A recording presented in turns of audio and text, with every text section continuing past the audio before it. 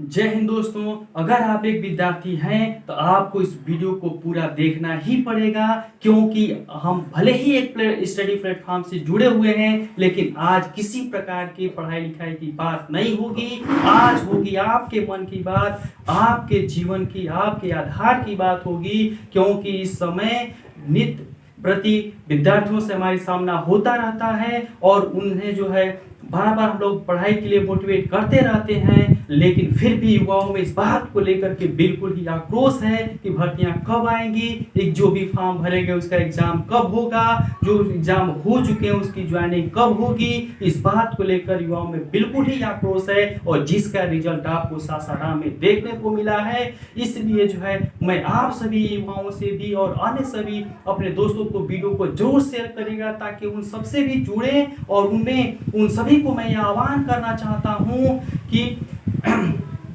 हमको मिटा सके ये जमाना, हमको मिटा सके ये जमाने में दम नहीं, हमसे जमाना चलता है, जमाने से हम नहीं। इसलिए आप सभी युवा साथियों से मेरा विनम्र निवेदन है कि आप जो पहले के एग्जाम हुए हैं, जैसे कि मैं बात करूं एसएससी की, तो अभी 2017 की आज तक ज्वाइनिंग भी नहीं हुई और रेलवे का हाल आप देख ही रहे हैं। रेलवे की स्थिति ये है कि हमसे जो है फॉर्म भरवा लिया गया, जो 35,000 एनटीपीसी का सीट निकला उसमें भी घटा करके 10,000 की बात की जा रही है। वह भी आज तक अभी एग्जाम का डेट नहीं आया। सरकार को इसके लिए एजेंसी की गठन नहीं कर पा रही कि जो एग्जाम करवा सके। इसके अलावा अगर सरकार के चुनाव की डेट की घोषणा करना हो तो तुरंत हो जाएगा, उसके लिए व्यवस्था बिल्कुल हो जाएगी। लेकिन इस रेलवे के एग्जाम के लिए एग्जाम कराने वाली एजेंसी का चुनाव नहीं हो पा रहा है, उसका गठन आज तक नहीं हो पा रहा है।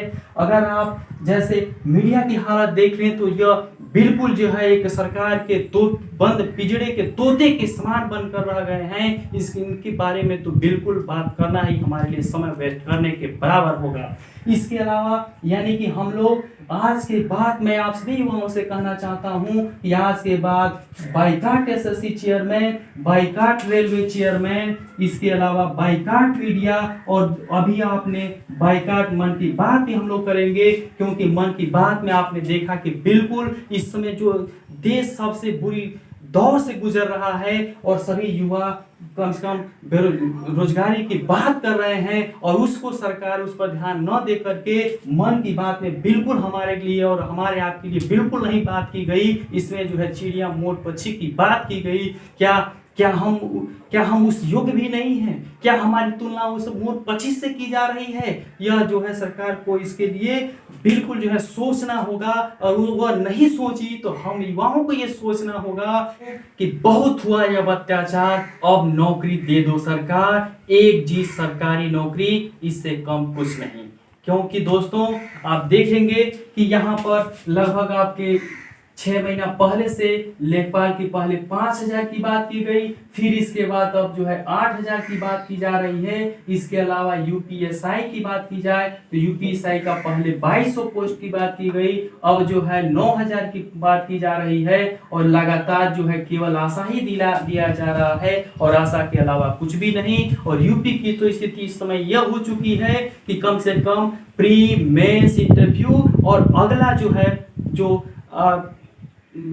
स्टेज है, अब चौथा जुड़ गया है कोड। यानी सब सारी बातें से अगर कुछ भी नहीं आपका फल निकला तो फिर अगर सारे में अगर आप फल निकला भी तो उसके बाद आपको कोड से भी लेना पड़ेगा।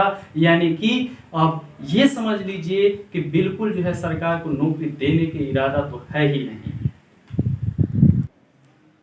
अगर दोस्तों हम आपको अर्थव्यवस्था के दृष्टिकोण से, इकोनॉमिक दृष्टिकोण से अगर समझाने का प्रयास करूं तो हम लोग यही पढ़ते आए हैं कि जो सरकार का मूल मकसद होना चाहिए वैसा अमीरी और गरीबी के बीच की खाई को बांटने का काम होना चाहिए। लेकिन यहाँ तो हम यही देखते आए हैं कि यहाँ अमीरी और गरीबी के बीच की खाई को बांटने का काम नहीं, उस गड्ढे को और भी गहरा खोदने का प्रयास किया जा रहा है। यानी कि आप देख रहे हैं यह कहा जाता है कि अगर रोड पे जनसंख्या, अगर सरकार को पास या काफी बहानेबाजी अगर है कि संख्या अगर बढ़ रही है तो इतने लोगों को नौकरियां कहां से दिया जाएगा। तो इसके लिए मैं सरकार को यह कहना चाहता हूं कि हम बार बार ये पढ़ते आए हैं कि यदि आवश्यकता बढ़ेगी तो जो है चीज़ों का उत्पादन बढ़ेगा, फिर जो है अगर व्यक्ति जो ही अधिक रहेंगे तो उसकी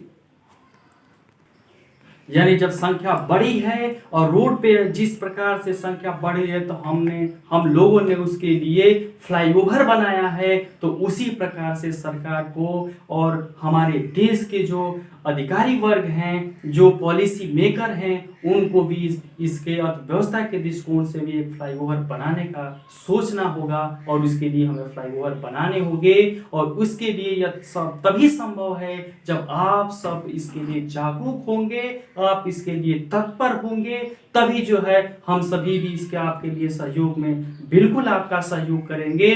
और उस पर भी अगर जहां भी अगर इस तरह की बात आई तो बिल्कुल हम लोग इसके लिए आगे आने को तैयार हैं। लेकिन इसके लिए सबसे पहले यह जरूरी है कि आपको जागना होगा, आपको पहले आना होगा, फिर हम लोग बिल्कुल जो है इसमें पीछे नहीं हटेंगे।